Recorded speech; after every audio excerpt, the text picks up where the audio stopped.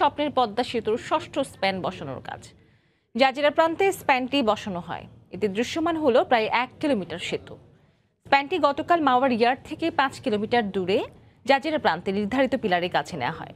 প্রথম স্প্যানটির সঙ্গে এখন 36 ও 37 নম্বর পিলারের মধ্যে বসানো হয় ষষ্ঠ স্প্যান।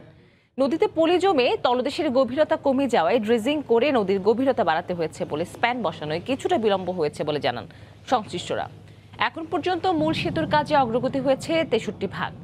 এর আগে 2017 সালে 30 সেপ্টেম্বর নদীতে 37 এবং 38 নম্বর পিলারে বসানো হয় প্রথম স্প্যান। 2018 সালের জুনে সর্বশেষ 42 নম্বর পিলারে পঞ্চম স্প্যানটি বসানোর মধ্য দিয়ে পাড়ের সঙ্গে সংযোগ ঘটে পদ্মা সেতুর।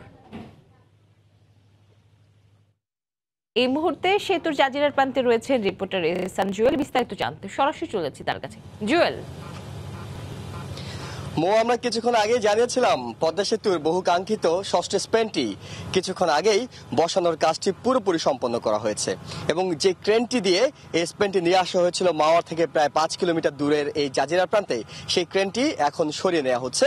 পিছনে খুব আস্তে আস্তে, যেহেতু অনেক ভারী একটি ক্রেন, প্রায় 3600 টন ওজন বহনে সক্ষম একটি ক্রেন, সেটি আস্তে আস্তে করে স্প্যানের জায়গা থেকে সরিয়ে নেওয়া হচ্ছে। যে স্প্যানটি এটি বয়ে আনছিল সেটি যেহেতু নির্ধারিত 36 এবং 37 নম্বর পিলারের উপর বসিয়ে দেওয়া হয়েছে, তাই এখন এই ক্রেনটি আবারও চলে যাবে মাওয়া ইয়ার্ডের দিকে।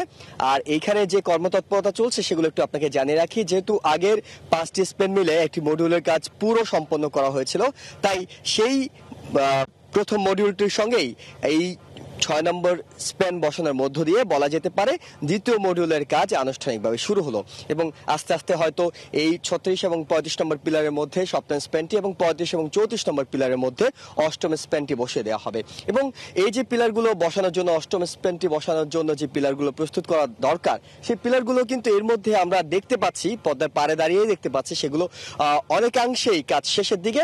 একটির কাজ পুরোপুরি শেষের দিকে বলা যেতে পারে, আরেকটির কাজ অল্প কিছুদিনের মধ্যে হয়তো শেষ হবে। তার মানে বলা যেতে পারে আগামী মাসে হয়তো আরো কিছু সুখবর দেওয়া সম্ভব হবে যে পদ্মা সেতুর সপ্তম এবং অষ্টম স্প্যানটিও যোগ হতে যাচ্ছে।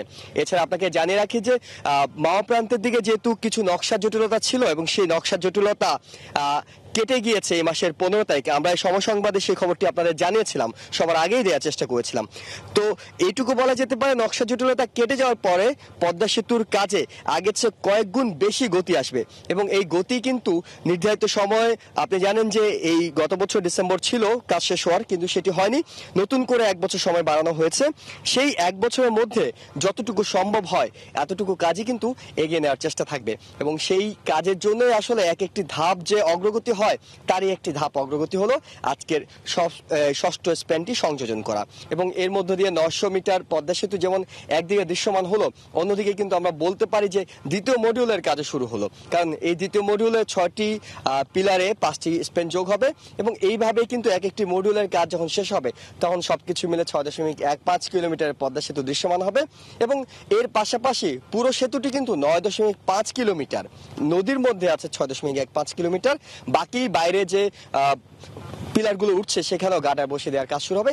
তার মানে বলা যেতে পারে পদ্মার দুপারেই কিংবা পদ্মা নদীর বুকে এক ধরনের কর্মচাঞ্চলতা যেটি আছে সেটির একটি প্রকাশ রূপ দেখা যেতে পারে যে অনেক বেশি রকম দৃশ্যমান হয়ে উঠবে পদ্মা সেতু।